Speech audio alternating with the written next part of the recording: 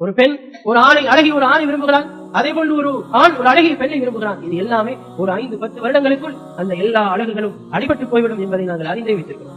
ஆனால் உலகத்தினுடைய அந்த வறுமையினுடைய விடயங்களை பொறுத்தவரையில் அந்த அழகுக்கு முடிவு கிடையாது.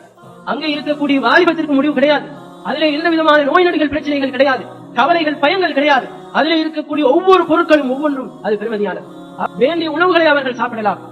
எந்த நேரத்திலும் அவர்களுக்கு சேவை செய்யக்கூடிய முத்துக்களை போன்ற சிறுவர்கள் அவர்களை சுற்றி வந்து கொண்டே இருப்பார்கள். அவர்களுக்கு சேவை செய்து கொண்டே அவர்கள் இருப்பார்கள். எப்படிப்பட்ட இன்பங்களை அல்லாஹ் தஆலா அந்த மறுமையிலே அந்த சுவனத்திலே எங்களுக்கு தயார் செய்து வைத்திருக்கிறான். ஆனால் நாங்கள் அதையெல்லாம் தூக்கி எறிந்துவிட்டு எங்களுடைய இந்த உலக வாழ்க்கையை பெரிதாக வைத்துக் கொண்டிருக்கிறோம்.